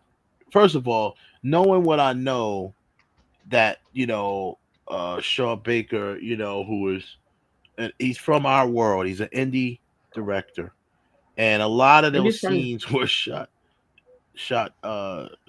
guerrilla style almost. yeah, he's from Jersey. I was like, oh damn, Yeah, you a he's Jersey from boy. Jersey. Oh, That's why okay. he does a lot. He does a lot of films that are in the tri-state area or in Jersey, New York. Um, he there was scenes that she revealed in one of those actors on actors. She was saying a lot of those scenes in the clubs, she was just told to go up and do, like, she would go up to real customers and giving them lap dances. And it wasn't someone that was part of the script. And he was filming it with a zoom lens, you know, from a distance, and like a lot of stuff he was doing was like matter of fact type of thing. Even the scene in the diner when they're like the guy's talking to the group of people in the diner. He's like, you kids, you don't respect nothing, like all this stuff going on. It was like, he was really putting them in real life situations where they had to kind of improv their way through the scenes. I thought that was cool when it came out good. The fact that she's from the San Fernando Valley, and she nailed that New York accent. You know what I'm saying? This girl's from the San Fernando Valley. She nailed the New York accent. She did well with that. I thought she did a very good job, man. I thought she did a great job carrying that film. It was tough, the way it was done, but she had you engaged in the film for two something hours. She had you engaged. So, uh, I'm rooting for her. I doubt she wins, but that would be awesome. It'd be considered an upset. That would be upset. That would definitely be I'm upset. rooting for that though. I'm rooting for that upset. I'm also rooting for him I'm rooting for him in director, because the way he pulled. I'm rooting for him, man. So best supporting role. Okay, we already know about that. But cinematography, The Brutalist, Dune Part 2, Emilia Perez, that might win. It's right. Nosferatu is nominated for cinematography. I would vote for that. If I was in the Academy, I'd have voted for Nosferatu for cinematography. Cinematography in that was tremendous. The way what they did with everything, and the way they used shadows. And I'm not talking about the effect shadows with his hand going all over the place. That's an effect. I'm talking about the actual way they used shadows with lighting was phenomenal. Nosferatu for costume design is in there. Conclave. Wicked will probably win for costume design, I think. Directing, yeah. Sean Baker for Nora, The Brutalist, Brady Corbett, Complete Unknown, James Mangold. What's that? Jaquez or Deern for Emilia Perez, and The Substance, Coralie Fargate. So I'm rooting for Sean Baker. I think Baker's gonna get one of them. He's got a few. They're nominated for Best Picture. He's nominated for Best Director. He's also nominated for Best Film Editing. Nora, same guy. And then you have the female who's lead actress, and then you got the supporting actor. They're all nominated. So it would be sad if they come away with nothing, but I would love for him to come away. Oh, and he's also nominated for Best Original Screenplay. So best picture, wow, best director, best editor, best editing, best original screenplay. Yeah. And then you have the actor, the supporting actor, and the lead actress. So that's like 6 nominations total, 4 just for Sean Baker. The fact that he did all of that is awesome. He wrote it, he directed it. He didn't do the cinematography for it, but he also edited it. That's a ton of the editing alone. Editing is no joke. That holds up a lot of stuff. Yeah. Dude, like I said, he's cut from our cloth. He is an independent filmmaker to his core. And that's why he's done so much in the film. And he does that with most of his films anyway. So you get a film where you get a budget, whatever the case may be, and then you keep your your filmmaker roots. Yeah, I was just reading his file. I didn't realize he was the one that did that movie I was talking about last week, Tangerine. The movie you talking about last time, yeah, with your friend Tangerine. Yeah, I didn't know you didn't realize that. I mentioned him when you talked about it. I was like, yeah, Sean Baker. Yep, he did that film, and that was also a good film. Is that the one he shot on the iPhone? Yep, yes, it is. He shot on 3 different iPhones. Yep. That's when he shot on the iPhone. That guy right there, him winning anything really helps reshape the narrative on filmmaking. Because he's truly, obviously, an independent filmmaker who is making that mainstream jump, but he's keeping his independent filmmaker roots. I was just having a conversation with a client who was talking about, she said that everybody that lately, like a lot of people she spoke to, has been shooting with the Arri as opposed to like the Red and stuff like that. And then she wants to shoot with the Arri because everybody else is shooting with it and their stuff came out good. I was like, it don't matter what you shoot with. It's about who's shooting it. It has nothing to settings, do with all kinds of stuff. Yeah, it has nothing to do with the camera, and Sean Baker's proven that by shooting stuff with iPhones. He's not the only one to do it, but I'm just saying, other people have done it too and been successful with it.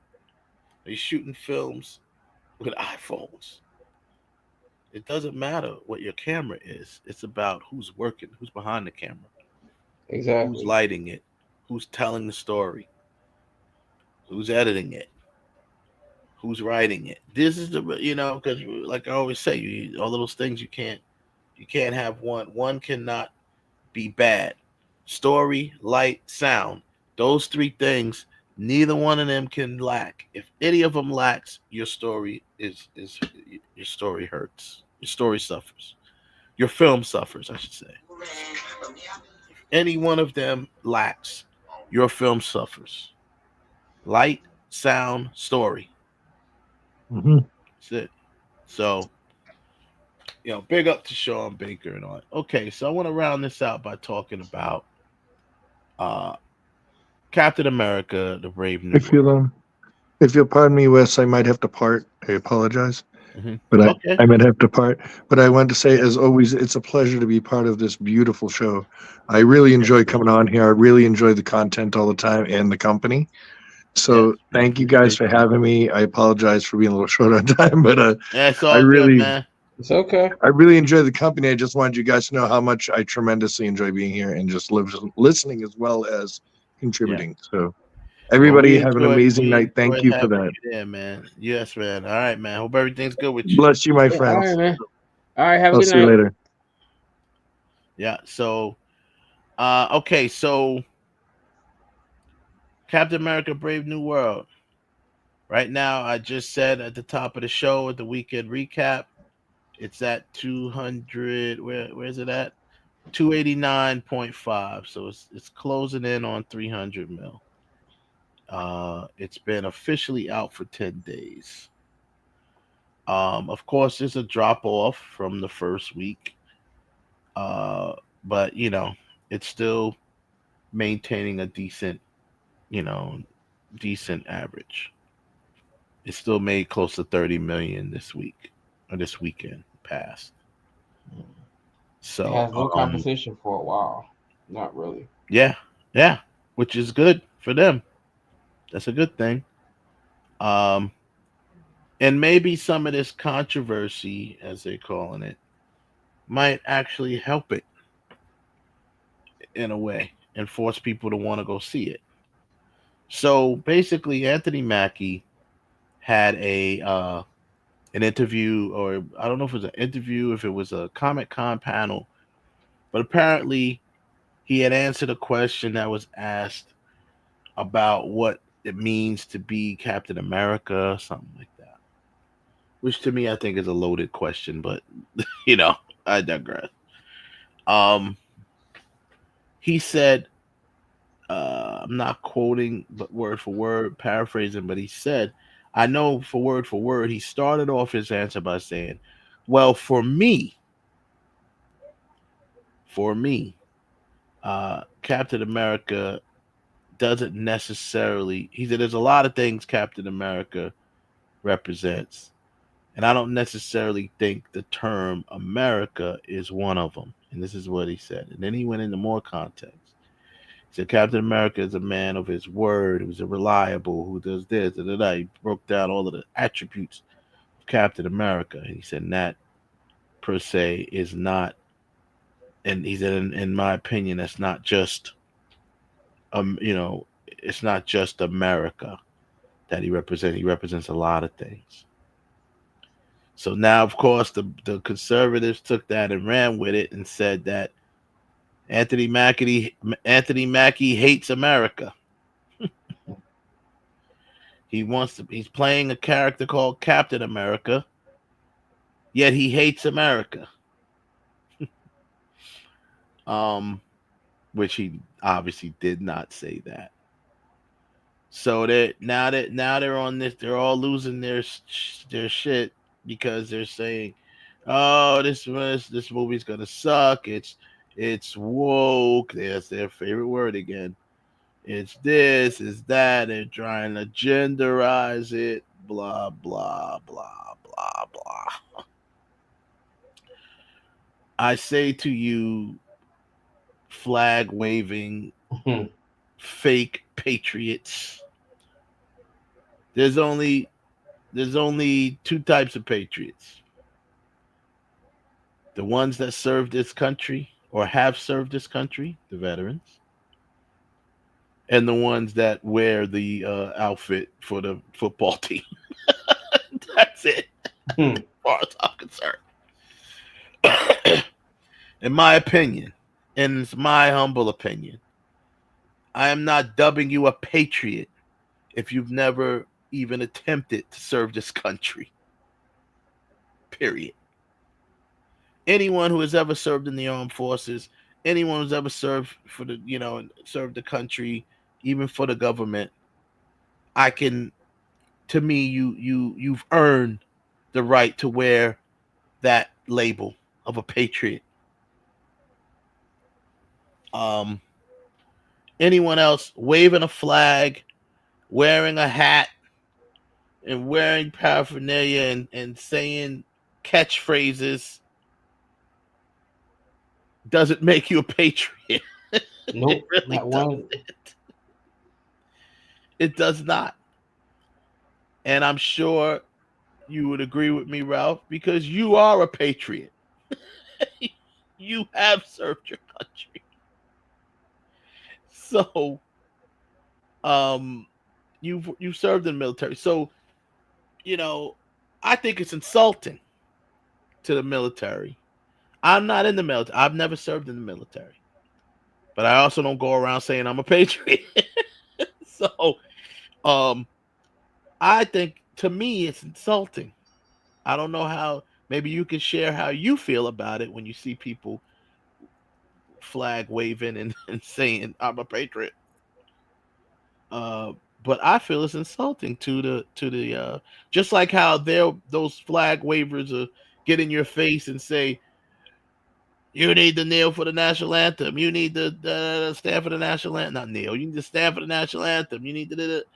And they lose it and go crazy and go all out of this world because you didn't want to respect a national anthem, let's just say as a black person, and you chose not to stand for it because you know that ultimately that national anthem was not written for black people and not written with black people in mind, so to speak. Which is your choice, which is why you live in America, right? People that are in the military, I've heard say, I fight for the reason for you to be able to make your own choices. Or I fought for the reasons for you to be free to make your own choices. So I'm not going to knock you if you decide not to stand for the flag. Because the very reason why I serve the country is for you to be able to make that decision if you want to. And not be made to make that decision. So I don't want to get off topic here. I want to bring this home. So anyway, they're saying that they started this whole thing. It was on Joe Rogan, who has a huge following altogether, and more particularly a huge conservative following. So that's just riling them up even more. There's a lot of conservatives that I know, close with, and things like that have made comments about it. Okay, I'll first go on by saying, first of all, you're wrong. Chris Evans, and this is provable stuff. You can look it right up. In 2011, Chris Evans pretty much said the exact same thing in different terms. He said, I'm not going to get into the whole America side of it all. He said, this is not a flag waving movie. That's exactly what he said. This is not a flag waving movie. He said, Captain America represents way more than that. And he said, and actually, he's really just an overall good person. He said, and I've said in other interviews, time and time again, I think he should just be called Captain Good. He was like, because he's just pretty much, Captain America is not enough. This is what Chris Evans said. The Captain America that everyone loves, right? No outrage, no backlash. Anthony Mackie doesn't even say that much. He just says, I believe that the Captain America stands for this, that, this, and that. Not just America. Backlash, outrage. He hates America. Mm-hmm. And then you got the people that, and I'm going to say this too, because I got to say this. As a comic book reader, a person who grew up collecting comic books, I am sick and tired of people who has never, ever picked up a comic book in their life try to sit here and tell me and other people what Captain America is supposed to stand for.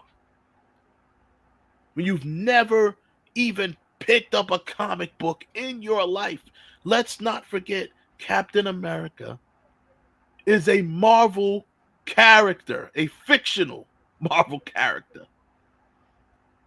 A character that was created during a war with a common enemy, just so happened to be created in America. That's also a quote from Chris Evans.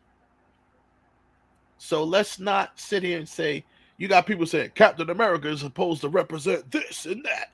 He represents America. He doesn't represent America.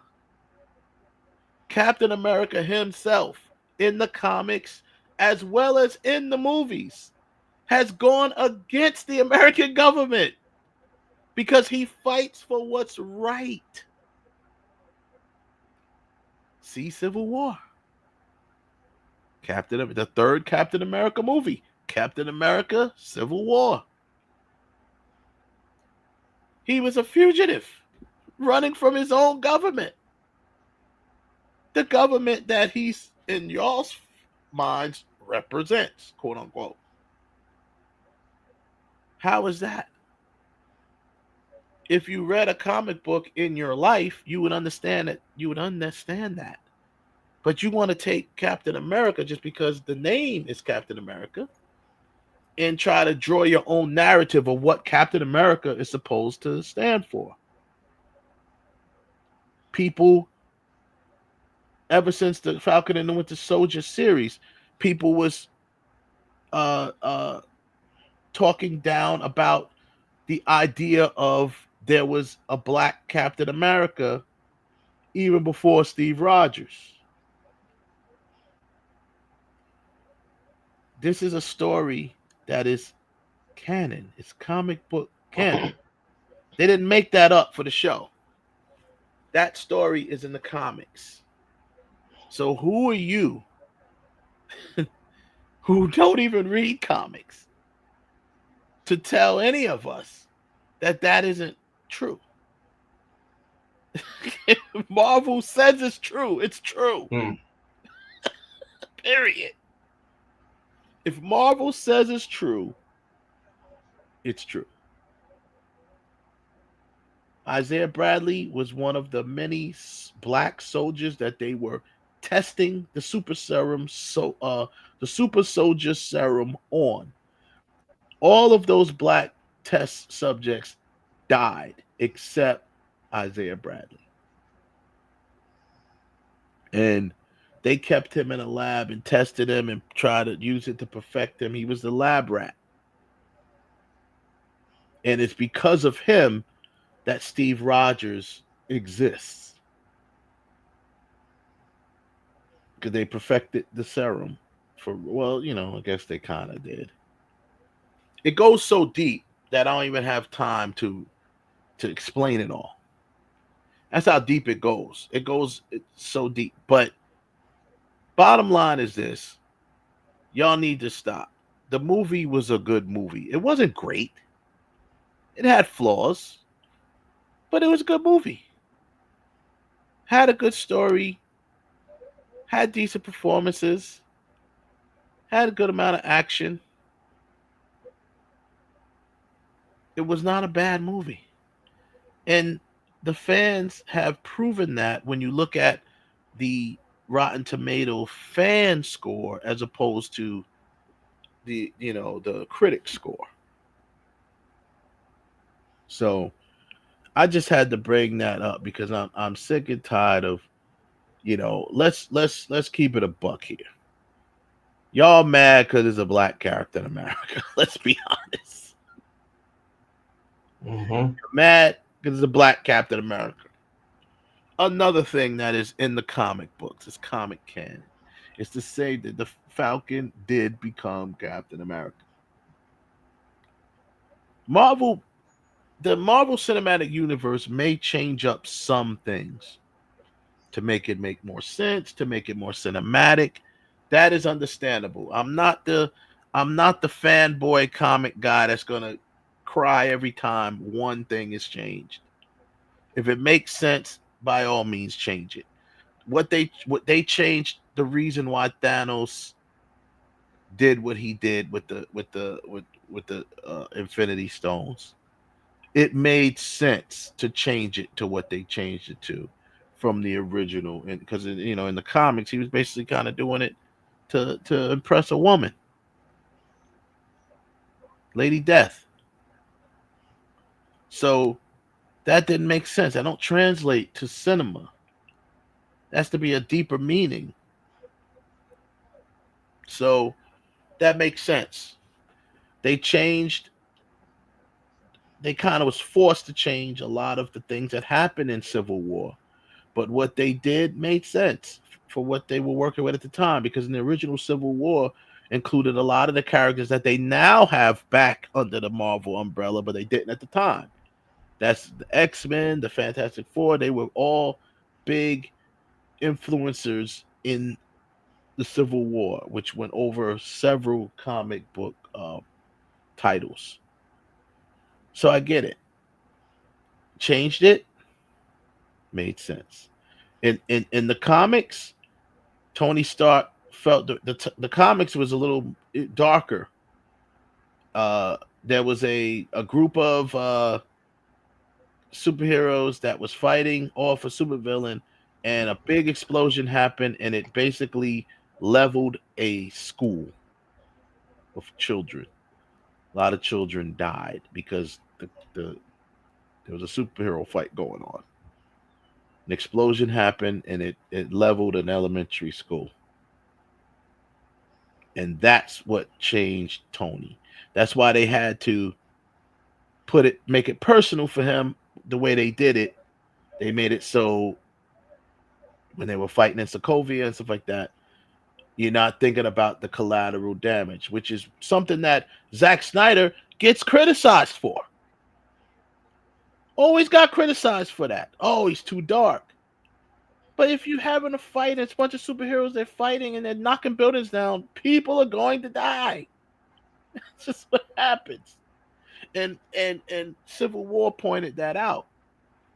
Yeah, you're doing good and you're doing things to save the world and blah, blah, blah. But what about the people that get caught in the crossfire and then all of a sudden they just die? And their son died, and that threw Tony Stark off. So, I'll end it by saying this because we're going to close out. But I'm going to end it by saying this, man. Y'all go out and see Captain America, Brave New World. Judge for yourself. We say this all the time. How many times do we have to say this, Ralph, to people? Stop listening to the critics and judge for yourself. Go to see the movie. At the end of the day, you're going to find something in the movie that's going to entertain you. And if you hate it, you hate it. But why are you hating it? That's what I want to know. Why are you hating on it? Final thoughts, Ralph?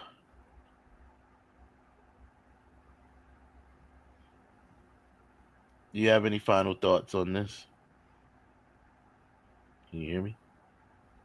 Or did we lose you? Okay. Well, guess we will reconvene next week with whatever else going on. But I do have an announcement to make as we end out the show. It's gonna be some changes going on here at Real Talk, which will include, and we'll give more context throughout the week. It will include a change in time, as well as a possible change in day of our day. We will keep everyone informed. We won't just surprise you. And we appreciate everybody that came through. Joseph and Reese jumped into this in there. We thank 42 that came through and all of his people that came through and checked him out. We appreciate y'all. Make sure you subscribe to the channel. Make sure the IE Network subscribe to Real Talk, the Real Talk channel. That is the REEL Talk Radio, R8, the number 8DO Radio. And check us out, man. Definitely we got a lot coming. There'll be a lot more coming. And we appreciate you guys always. And as we always say, we'll be back next month, next week.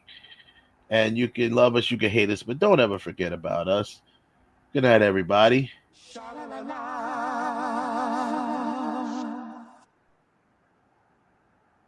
Don't you forget about me.